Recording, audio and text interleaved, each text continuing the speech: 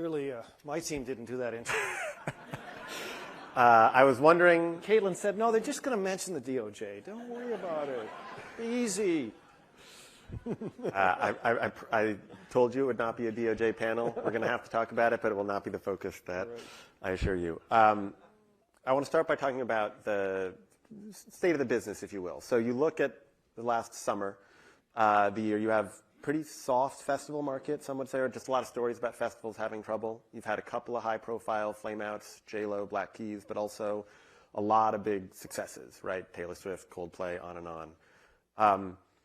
How has what people will pay for changed in the last couple of years, both in terms of sort of genre and venue or setting, and how are you guys responding to that, if at all? Right. So let's go right into ticketing from DOJ. It's not ticketing. No, pricing. Listen, the concert business is a fabulous business to be in. I'm so proud of what we built and what we have to do every day. And it's such a passionate business. You know, sports, as you and I talked about, you're a Dodger fan. And get to a Dodger game, and whether it's a dugout seat or a courtside for the Lakers, somehow it's a badge of honor that if you spend $7,000 for a Laker ticket, it's okay. Or the Super Bowl, they brag about it. Music's very different. It's very passionate, and you may be passionate about sports, but Sally from the Valley believes that she should see Olivia at $79 because she broke up to her boyfriend from that music. It's deep and emotional. So we have this this great tension that exists all the time. This artist is, you look at a stadium tour like Oasis, they're putting on a Super Bowl a week. 56 transport trucks will travel with that. It'll be a $10 million a week traveling cost, 300 people hired, 20 million startup. So you got to fund that and finance that. Costs are going up every day like everyone else. So that artist is the great brand manager, right? These artists are CEOs. They're brilliantly trying to connect with their artists. And it's the one product in the world that's worth more the second it's sold. Generally in business, we said, well, just price it to market. But as a brand manager, if you're the artist, you can't charge $3,000 for the front row and look your fan in the face. The problem is scalpers and everyone else have done that. So it's this ongoing tension. What do you charge for the show? What's the supply demand? There's always incredible demand. You can't charge market. Now, though, the scalper's not on the street corner, that artist gets to look every day on SeatGeek and StubHub and go, oh my God, some scalper's making $4,000 a ticket. And I'm paying all the costs, meaning the artist. So it's this ongoing challenge of what do they charge that's right for their business model. 90% of what they're going to make in life is coming from the road, so it's their financial business. But where do they find that line where it's accessible, the fan feels connected to them, they don't feel like they're overgouging. And it's slowly moving up over time, and that creates a lot of the social news and tension that exists in that what is the right price that you can deliver supply demand and keep fans happy. Right. And you guys end up sort of having to bear the brunt of it, even though, as you like to remind people, you don't actually set the pricing. But when I say you guys, I mean Ticketmaster. Yeah,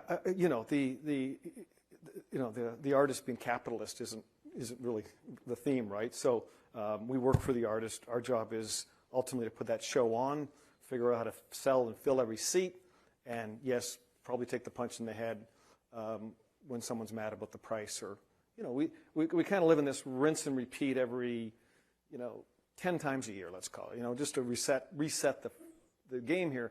95% of shows don't sell out. You don't hear about those. Those are priced under $100. Everyone is happy they got a ticket. There's no drama. Unfortunately, those 10 times a year, when you have 10 million people trying to buy 1 million Oasis tickets, there's no nice way to tell 9 million passionate fans, sorry, the store is closed.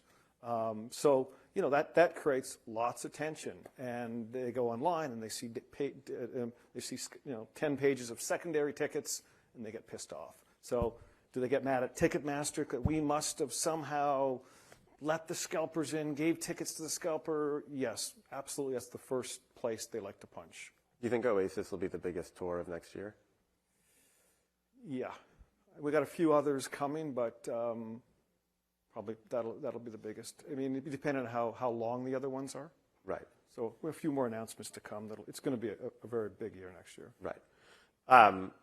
you brought up those 10 moments or however many on sales in a year where people get mad, right? Because the fact is selling 100,000 tickets or 80,000 tickets to 2 million people, 4 million people, whatever, it's hard. Yep.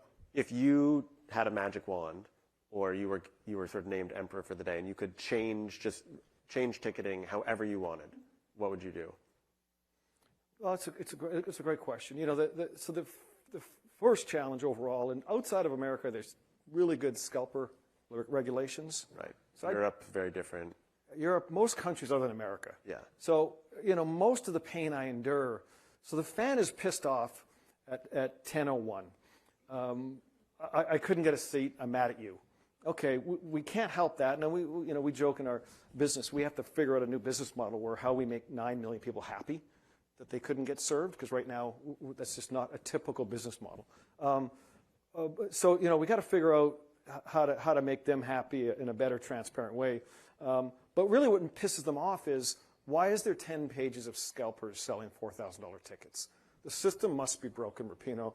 You made me sign up. I'm a fan. I'm willing to pay. You tell me it's sold out. But then how did they get all these tickets? Where did they come from? If you don't have that, you can deal with the first part. You can, you know, people ultimately, you can explain supply, demand, and the lineup. We can get better at the queue and transparency and where you sit in the queue, and we can keep working on all those ways. But it doesn't matter what we do, because they really believe the system must be broken if all these scalpers are selling tickets. Look at this week. You know, scalpers had $6,000 Oasis tickets the week before we even had the on sale. So, and you go to SeatGeek or StubHub, it's like Amazon pricing. It's like, you know, buy now, limited tickets available. They don't even have tickets. It's a complete no tickets released. It's an IOU. So fans are confused. They see these tickets up front. Wasn't their argument, correct me if I'm wrong, was that they were tickets that had gone to season ticket holders at certain venues? Yeah, that's like, you know, a very, very small percentage. Yeah. Spec selling is a huge problem. We try our damnedest with all the regulators to try to stop it. There's no enforcement. So if I had to change it, yes, I would love regulation on secondary, whether it's capped. We really believe the artist should have better control. It's frustrating me with an artist. Capped meaning that you can't resell, that you can only resell at a certain price? Yeah. Yeah. We think you should be able to resell. So, you know, the scalpers like to go to regulators and say, oh, I can't give this ticket to my grandmother if you close it. So that's not the problem we're having. The problem is professional bots all around the world. You know, we got hit by multi-billions of bots on the Oasis on sale. Right.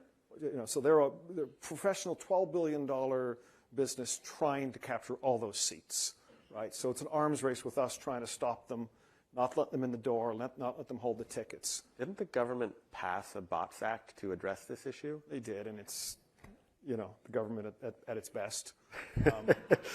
And they have new legislation, right? You know, we've obviously been through the ringer, but no matter what Congress or senator we talk to, or DOJ, I say the same thing. So let me get this straight. So the scalpers can run wild for the last 12 years, unregulated, season, and that's free enterprise. And they're not, you know, they're not the bad guy. Like, so I just think if you ask me how to fix it, yes, that's the problem. No matter how much we do on our side, it's frustrating for the fan to spend $4,000 when Bruce Springsteen says, you know what, I only want to charge $300 for the front row. But no, the fan isn't getting it for $300. The bot is, and then they're charging $3,000. So the artist is pissed off because why doesn't he charge $3,000? Charge market, right? If you really want to fix it, just charge market, and then there's no secondary. Well, the artists aren't going to do that because they're worried about their fans. Right. So if they're going to sacrifice the revenue, which is unheard of for businesses, you shouldn't have a middleman that has nothing invested in the business make any money from it. Yeah. So we would love it regulated in some sense, cap it at 20%. Some people can make a little money. That would be the biggest part that we get the most tension on the on sale is that. Right. Because remember, we're spending all of our time doing this verified fan, sign up, all these things that piss people off. It's just our way to try to figure out are you a bot, a scalper, or a good guy or bad guy. Right. And it's never perfect, and it causes lots of drama. Is ticketing ever enough a pain in the ass that you would just get rid of Ticketmaster and just be a concert promoter? But some days. Saturday morning, you know, we were waiting for Oasis, and we were so stressed because we knew the load and would be big. Yeah. And we have the best platform in the world. It is very hard when you have 10 billion bots hitting your system at 10 o'clock to steal your tickets. So Saturday morning, which here in LA it was midnight here. So I said to my wife at night, I said, "Oh fuck, I can just see I'm going to wake up," and something happened. So I was up all night waiting, and I was so happy the system didn't go down. We stopped them. We got it done. Went to sleep. Thank God. This is the biggest on sale in history, the most demand in history. The system stood up. We got fans their tickets. Went on with my day, and then boom, the pissed off at the pricing started. So. And then you can gripe that nobody writes the story about how the biggest on sale in history doesn't have any problems. Yeah. You didn't write that. No. You brought up the government, so and I will give you credit. The reason I'm here is you do a good job. There's not a lot of great journalists in music, especially live. Well, we'll see if you feel that way. Thank you for that. That is my cue to ask you about the DOJ. So thank you. I'm trying to run this clock up. No, we're gonna run past that. I'm curious because you mentioned government. I just want to read a quote. Oh, okay. So this is what you said after the DOJ filed the suit earlier this year. Not you personally, your company, but I assume you approved it or knew it. At bottom, we are another casualty of this administration's decision to turn over antitrust enforcement to a populist urge that simply rejects how antitrust law works. Some call this anti-monopoly, but in reality, it is just anti-business. There are a lot of people, I'd say... Caitlin wrote that. There are a lot of people in the business community who feel that way, right? I'm sure peers of yours, they're very frustrated with Lena Khan, very frustrated with Merrick Garland. I guess two questions. One is, what is your opinion of how they've kind of gone about or their understanding of your business? What prompts you to take such a strong stance against their suit? When we merged 10 plus years ago, we went through it. We did a full year. DOJ approved it. Historically means you kind of passed the test. We agreed to a 10-year decree. So we were monitored for 10 years. Then we agreed to a 5-year extension. So they've been in our business for a long time. Nothing was really a substance that mattered to them. When they started this investigation, after, I guess, from Jonathan Cantor, who just did a Rolling Stone interview, head of the DOJ from his basement with his guitar and his Taylor Swift bracelet, said that he started it after the Taylor Swift on sale. So it just felt like the rules got slightly rewritten on vertical, and a lot of the stuff they talk about, the middleman, the vertical, didn't seem like traditional antitrust law. So yeah, we think, listen, at the end of the day, everyone thinks they're innocent. We believe that we built a great business. We're a 2% margin business, so we must be the dumbest monopoly alive. We give 90+% of the door to the artist, unlike any other business. So yes, are we vertical? Of course we're vertical. Every promoter from history has been vertical because that's how you pay the bills when you're 2% margin. You got to own you try to own the 2% margins on the promotion business, right? The ticketing margins are better. Yeah. But that's to pay the artist, to be a promoter, it's a 2% business. So most promoters, AEG, Golden Voice, everyone, they're going to own the festival, they're going to own the venue, they're going to own some ticketing. You have to have a vertical revenue stream to fund the cost. So anyways, we think ultimately we'll prevail. We service the artist at the end of the day. There was no artist claims in this lawsuit. It was all competitor claims, which would make sense, and secondary claims. So yeah, we think that when they call balls and strikes through the process, we will prevail. And do you anticipate, because we obviously have an election in a month, do you think that the result of that election, depending on who wins, would one of those candidates be less likely to keep pursuing it? I don't know. That's a loaded one. I'm not sure. We don't know what Harris is going to do, right, in terms of her position on Biden's and that on the DOJ. So I'm not sure. So in addition to pricing, which we sort of covered, one of the biggest growth areas for your business in recent years has been growing overseas. What would you say is the market right now that has the most untapped potential? It's just like Groundhog Day in live right now. It has just exploded, and we kind of saw it coming, but I didn't see it coming this fast. This idea that overnight every kid, I don't have my phone, that every 14-year-old has a phone in their pocket, their jukebox. So, think about live music. Music in general for 50 years was a North American, Western Europe business. That was it. Record labels, promoters, that's where traditional gatekeepers lived. You got a record deal, you got racked at HMV, you played MTV, and you made money in Western Europe and America. That's all you did. We toured that. We'd do 100 dates. We'd do 60 here, 30 in Western Europe, maybe 10 promotion. That was the model forever. And you followed the gatekeepers because demand was built by the gatekeepers. Boom, the internet happens, obviously. Spotify, it gets unlocked. And now every 14-year-old from Colombia to Milan knows Kendrick dropped a song this morning. No one had to tell him. So overnight you have this globalization of demand by every kid in the world is watching YouTube, TikTok, however they're finding out about the artist of the day. So you have this incredible new demand. So overnight, in the last 5 years, we kind of went from, when we would talk to an artist about touring, you'd say, listen, all the money, you got to do your 60 US, America, 30. Really, if you really want to do a couple Latin America, Asia. Maybe Australia. Maybe, if you really are big there, but you're not going to make any money. Now it's just completely turned around. Now it's, we should look at Coldplay. We just did, first time in history, did 12 nights in Argentina. Stadium sold out, 6 in Seoul. Just sold 3 in India, fastest ever in sale there. They bitched about the ticket price. What else did we see? So every market now overnight, we can take that artist and the part is there a market that you really want to break that you haven't, or that you're sort of you don't want to go? Like, do you look at markets like China and Saudi and say, no, I don't want to do that? I don't want to do China. That's too hard. They're still they won't let most artists in because they censor all the lyrics. So not a good business, but we think Africa's going to be a big business. South Africa and main Africa. I mean, this India, we just sold out Lollapalooza in India for the first time in history, festival, 3 Coldplay stadiums in a second. And the part that's interesting is it's almost the same prices. So it used to be you maybe could play those markets, but you had to charge a lot less. Now those stadiums are getting pretty much the same grosses as Detroit. So now, from Asia, Latin America, Middle East, it's demand is there from the consumer, pricing is there.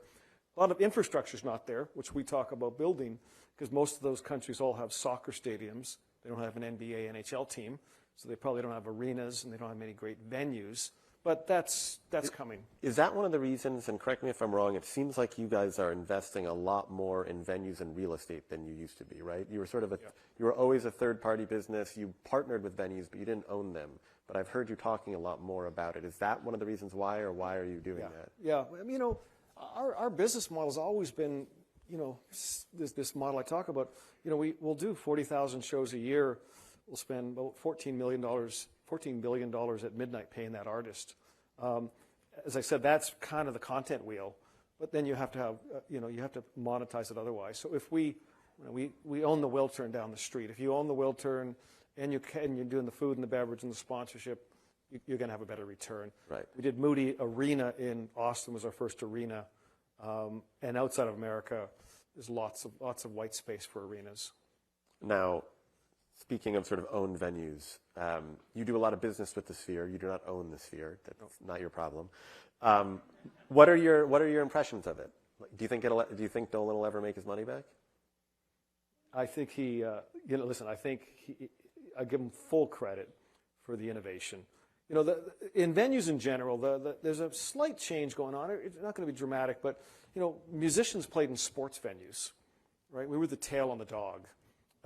If you're a billionaire that owns an arena or a stadium, your team is your baby, and then the artists and the shows were the cream on your business.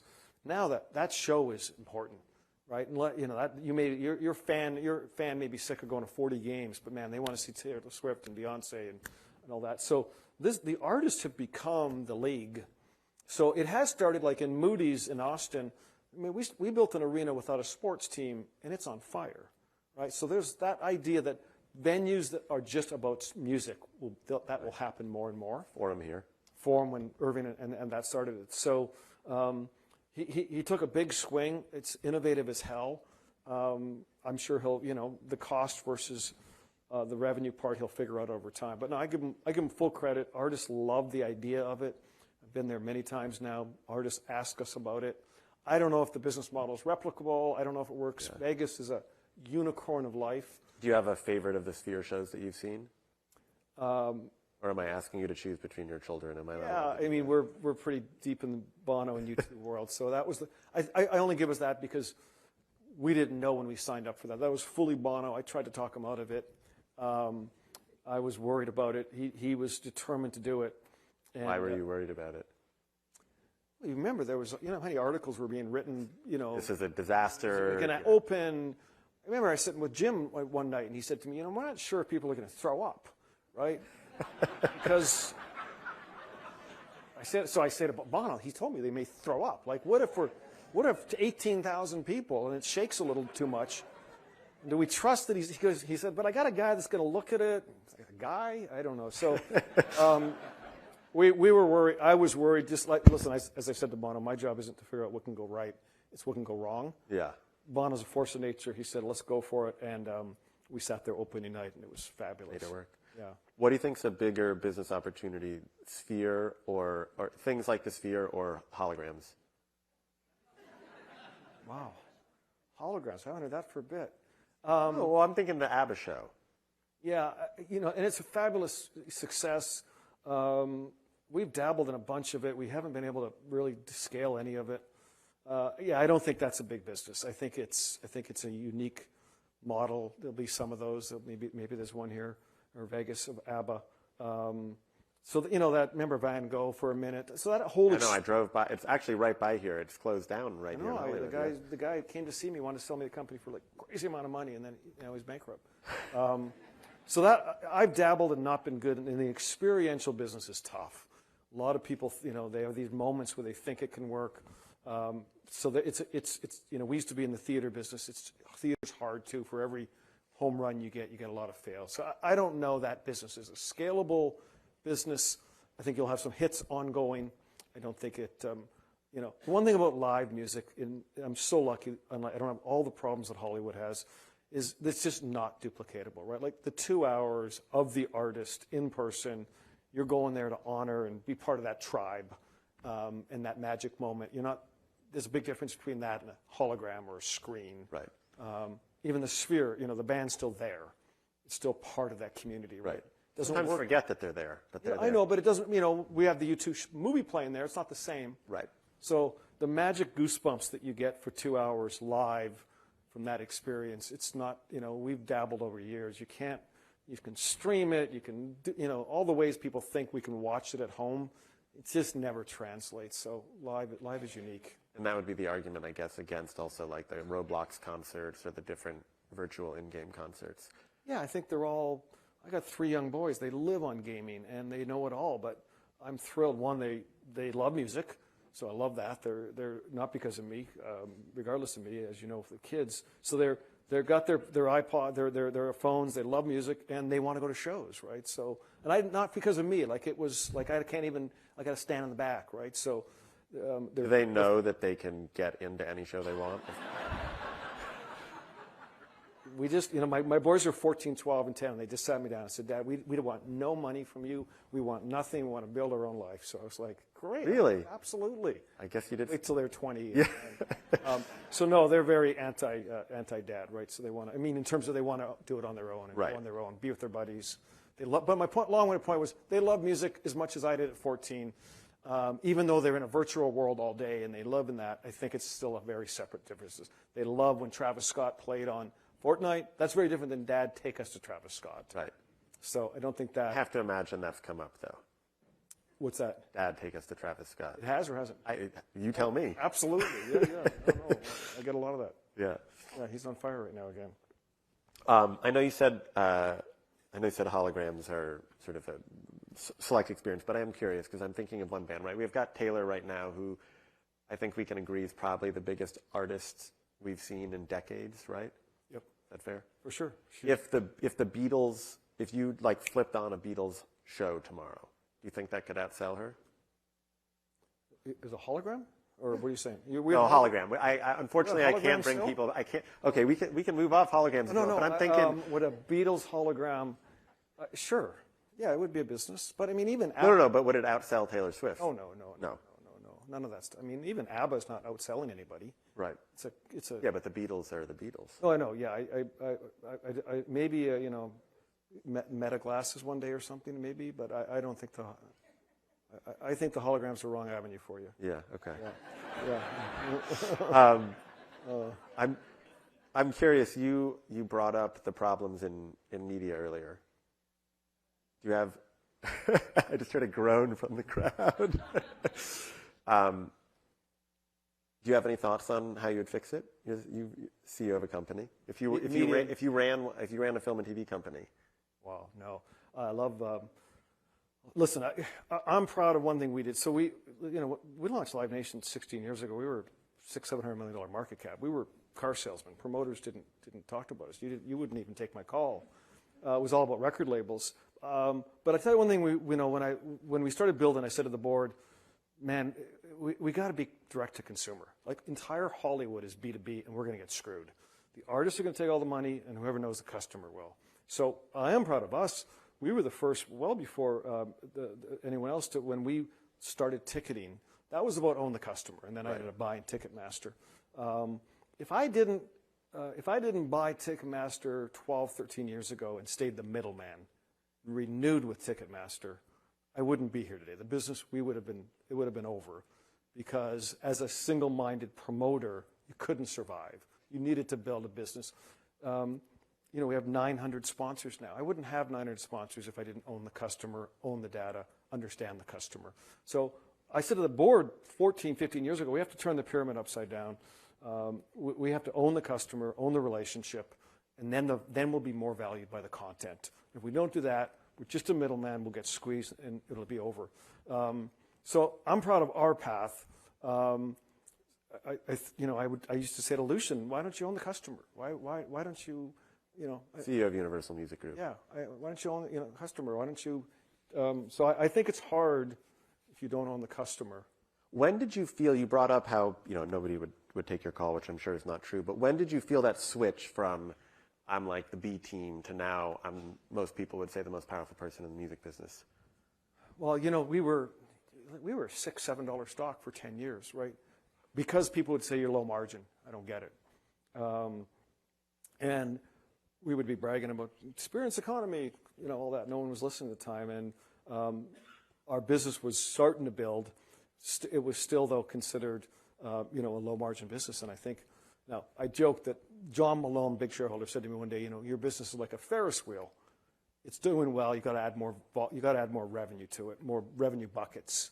I turned that into flywheel, which now everybody uses. Yeah, and DOJ uses nicely now. So we deconstructed the flywheel. But no, I would say it was only about 8 or 9 years ago when we kind of went from $8, $9, $10 to $70 and kind of got the valuation. Was this wind in general about experience economy, right? That started to kind of really set the tone everywhere. People started to realize, experiences versus products, Disney theme parks. So I needed that back wind to start happening also. And then when we started kind of bragging about, well, that's what we are, let us show research, customers value going to show higher than sex, second highest value in the year, Kodak Moments. Our story, when the overall movement towards experience economy kind of caught on Wall Street, our story was sitting there, and we ended up kind of being the only brand out there that was kind of living a pure play experience. Sports also boomed at the same time. It just wasn't, not a stock market kind of play. Okay, I have a really tough final question for you. Right. Started your career as a beer sales rep, right? Yep. What's your favorite beer? Oh, geez. I mean, my house, I still have, so I started in a small town in Canada, Thunder Bay, working for Labatt Breweries. Labatt Blue was the beer I started. The reason I started there was Labatt Blue bought the Rolling Stones' first world tour. Michael Cole from Canada. So I'm in Thunder Bay, and this god called Michael Cole lives in Toronto, bought the Rolling Stones world tour. I was actually graduated from school and was an accountant, got hired by Clarkson Gordon and to be an accountant. And Labatt Breweries came out with Steel Wheels tour, and I met the guy in Thunder Bay and said, I want to work for Labatt Breweries because I want to work for the concert company. And that's how I got my job, and then I ended up working Labatt for a while, left, started my own. So to this day, if you go to my house, it is stocked with Labatt Blue. I I owe a lot to them. They taught me a ton. Thank you. Perfect. Thank you for doing this. Thank you. Yeah. Appreciate it. Thank you.